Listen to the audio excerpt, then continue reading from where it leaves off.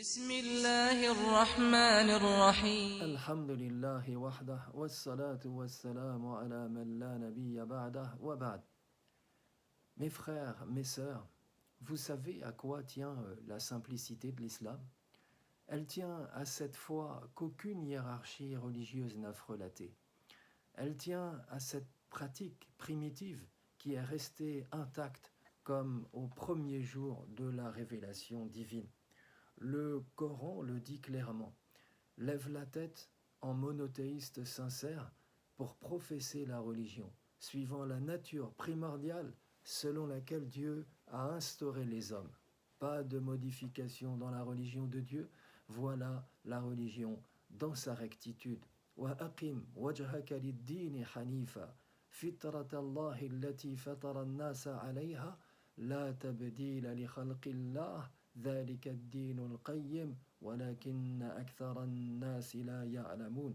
Ailleurs, le Coran déclare: ceux qui se réclament de l'écriture, les juifs, les chrétiens, ont prétendu: soyez juifs ou chrétiens et vous serez dans la bonne voie. Dis-leur: il n'en est rien.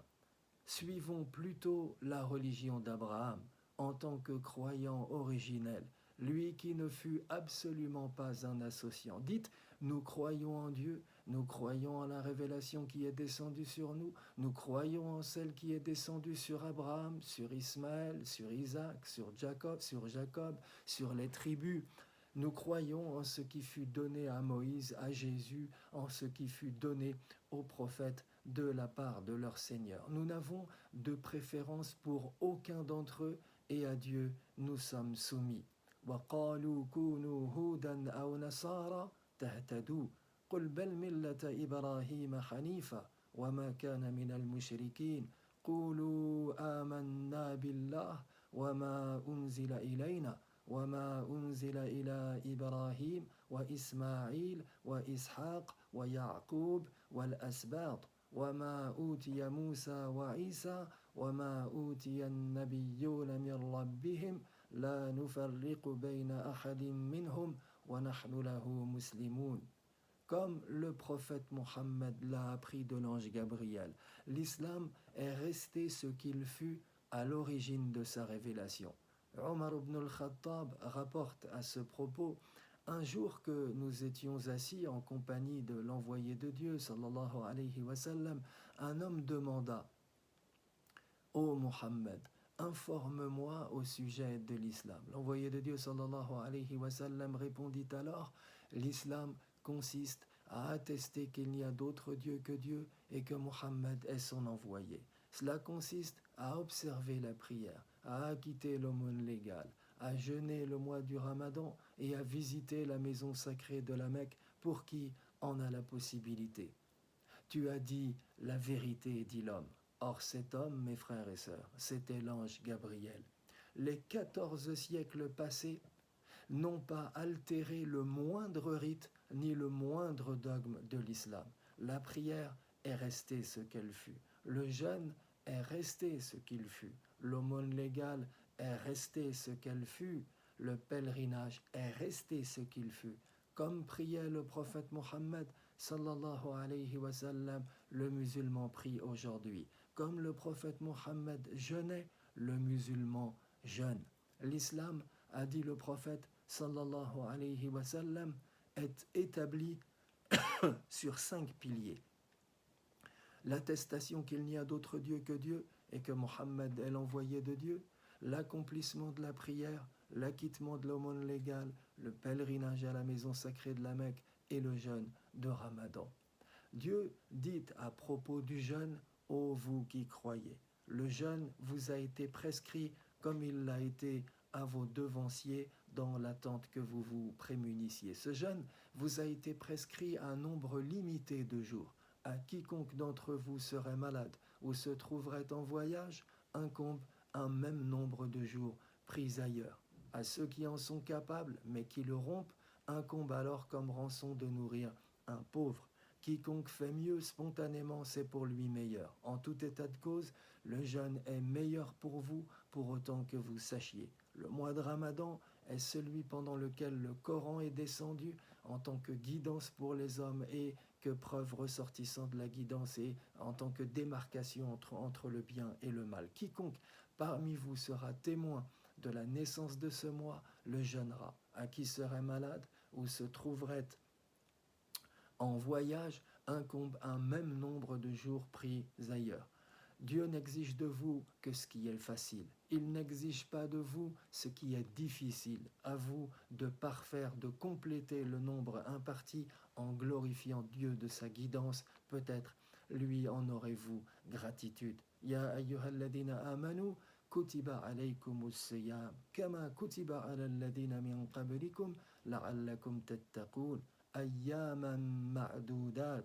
فمن كان منكم مريضا أو على سفر فعدة من أيام أخر وعلى الذين يطيقونه فدية طعام مسكين فمن تطوع خيرا فهو خير له وأن تصوموا خير لكم إن كنتم تعلمون شهر رمضان الذي أنزل فيه القرآن هدى للناس وبينات من الهدى والفرقان فمن شهد منكم الشهر فليصمه ومن كان مريضا أو على سفر فعدة من أيام أخر يريد الله بكم اليسر ولا يريد بكم العسر ولتكملوا العدة ولتكبروا الله على ما هداكم ولعلكم تشكرون. Demandons-nous, mes frères, mes sœurs, si le jeûne a un mérite particulier en islam. Demandons-nous ce qu'il vaut au regard de la religion de Dieu. Pèse-t-il lourd dans la balance des bonnes actions? La réponse à cette question nous est donnée par Abu Hamid al-Ghazali dans son Ihya Ulumuddin, grâce à un calcul subtil que je vous soumets à présent.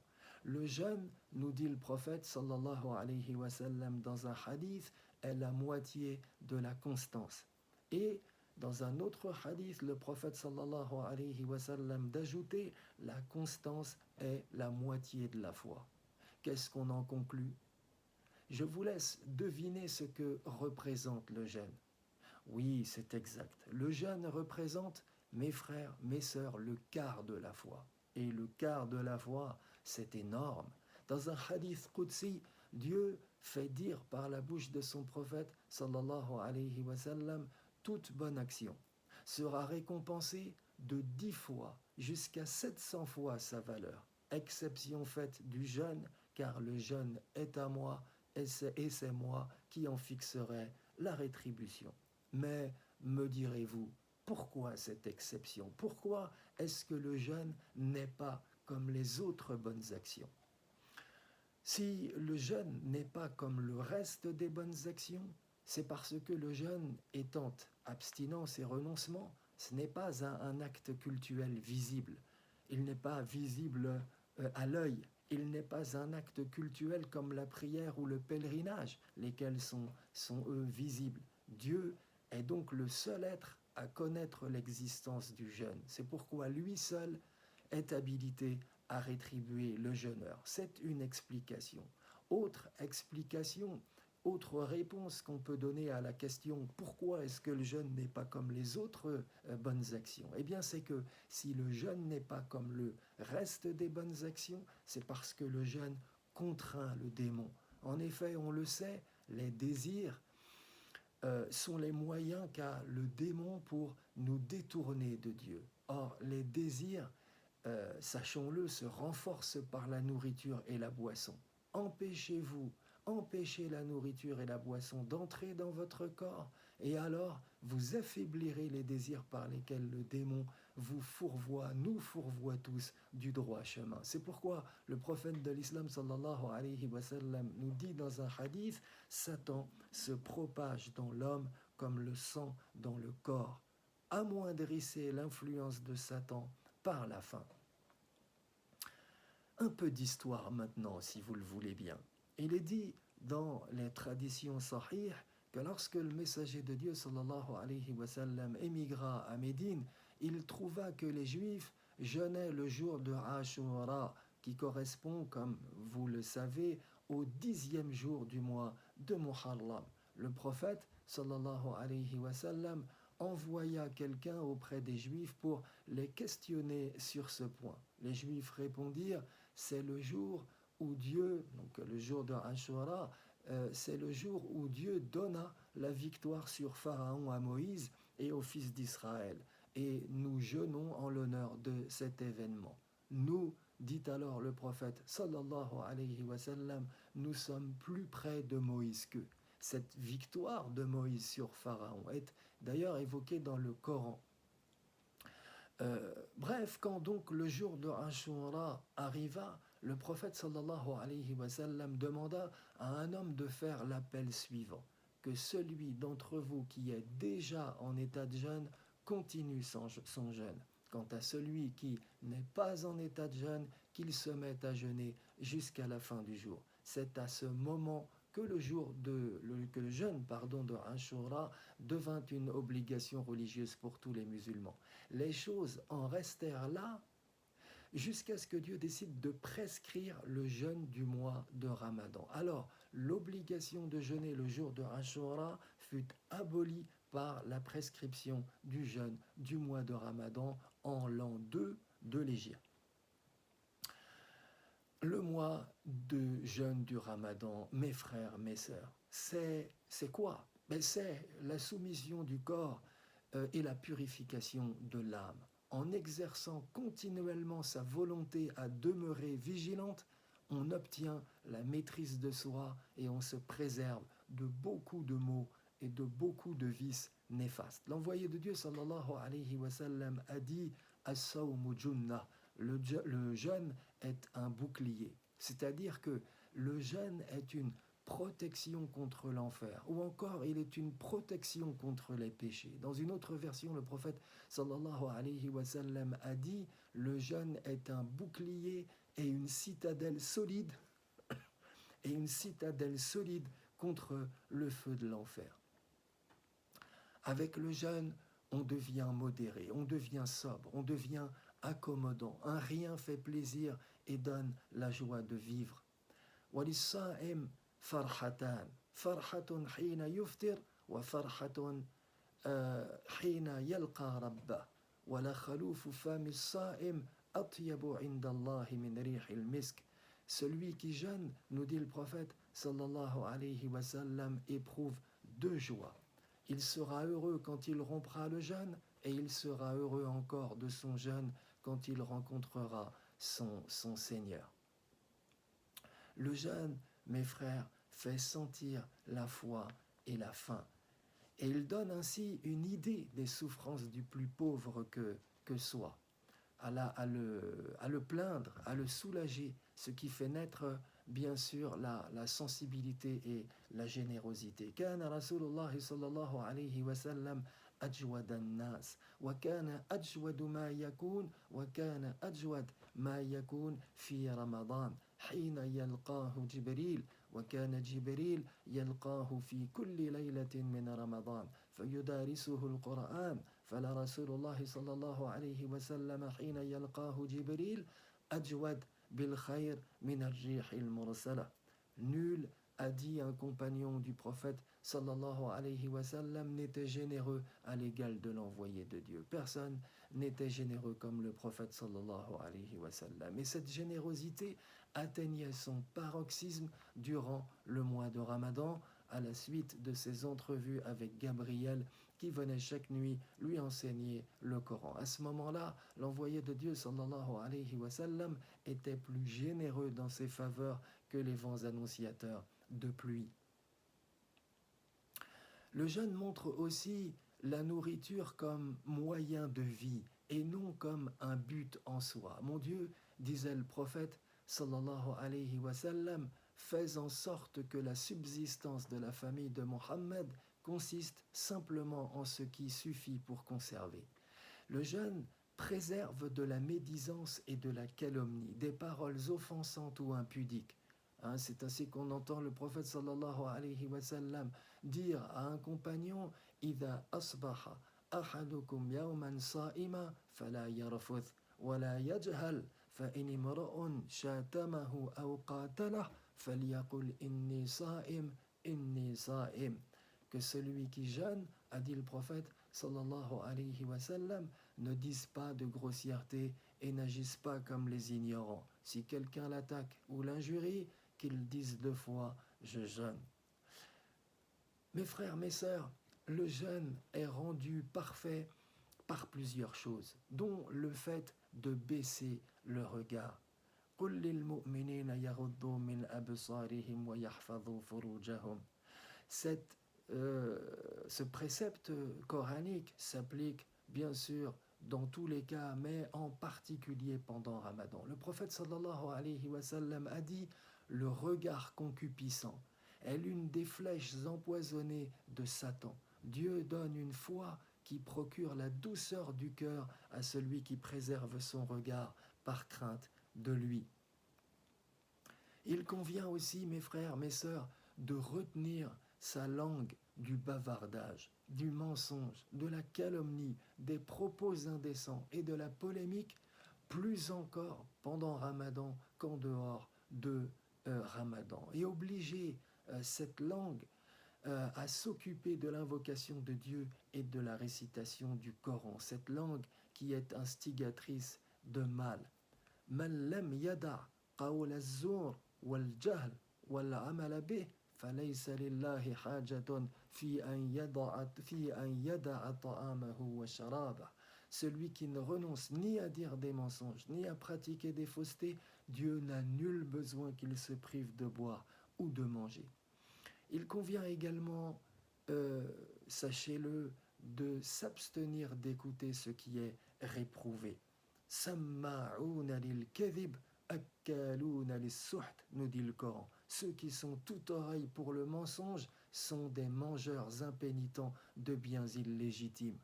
Enfin, il est à propos de s'empêcher de compenser au moment de la rupture du jeûne ce que on n'a pas pu absorber depuis le début du jour. Car l'esprit du jeûne, c'est de réduire les forces, moyen d'accès coutumier, moyen d'accès habituel de Satan, et d'empêcher de revenir aux dispositions mauvaises. C'est ainsi que le prophète sallallahu alayhi wa sallam nous dit « Ma mala'a adamiyyun wi'a'an sharran min batn bihasab ibn Adam ukulatun yuqimna sulbah fa in kana la mahala fa thuluthun li ta'amih wa thuluthun li sharabih wa thuluthun li nafsih » Jamais, a dit le prophète sallallahu alayhi wa sallam, l'homme n'a rempli de sacs pire que son ventre, qu'il suffise au fils d'Adam d'avaler quelques bouchées pour tenir debout. S'il ne peut s'en contenter, alors un tiers de son ventre pour sa nourriture, un tiers pour sa boisson et un dernier tiers vide pour pouvoir respirer. Il y a d'autres choses qui sont méritoires pendant le jeûne, mes frères. Et nous en avions déjà parlé de façon succincte la semaine dernière. Ceux hâtés de rompre le jeûne et retarder le repas d'avant l'aurore fait partie de ces choses méritoires qu'il convient de faire en telles circonstances pendant Ramadan. Les fidèles, a dit le prophète sallallahu alayhi wa sallam, ne cesseront de se porter bien, les musulmans ne cesseront de se porter bien tant qu'ils se hâteront, se hâteront donc de rompre le jeûne. La yazalun nasu bi khayr ma ajjalul fitr, car Dieu exècre le fait de dépasser la mesure dans l'exécution des préceptes de la religion et de se montrer trop rigoureux dans son observance. Halakal mutanatti'un, a dit le prophète sallallahu alayhi wa sallam, que périssent ceux qui se montrent trop zélés. Enfin, tout effort bénéficie de la récompense. Et la récompense matérielle, eh bien, pour nous, c'est la fête de la rupture du jeûne. Mais la plus belle fête et la plus belle récompense est certainement pour celui qui a raffermi sa foi et qui s'est soumis à Dieu en devenant son serviteur. Le jeûneur renonce à manger, renonce à boire, renonce à satisfaire ses envies à cause de moi. C'est Dieu qui parle ici dans un hadith qudsi. Or, le jeûne est pour moi et c'est moi qui en fixerai la rétribution. As-sawmu li wa ana ajzi bih.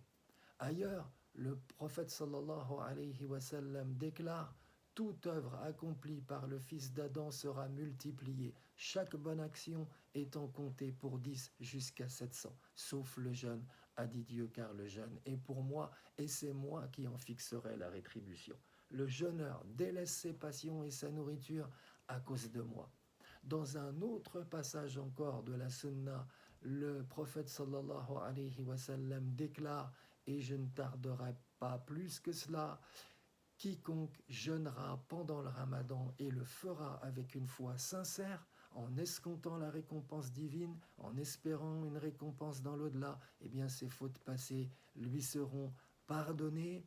Wallah nas'al an yu'amilana bil lutfi wal ihsan wa an yaj'alana min ahli kamalil iman. إنه سبحانه وتعالى حنان منان وصلى الله وسلم وبارك على سيدنا ومولانا محمد والحمد لله رب العالمين.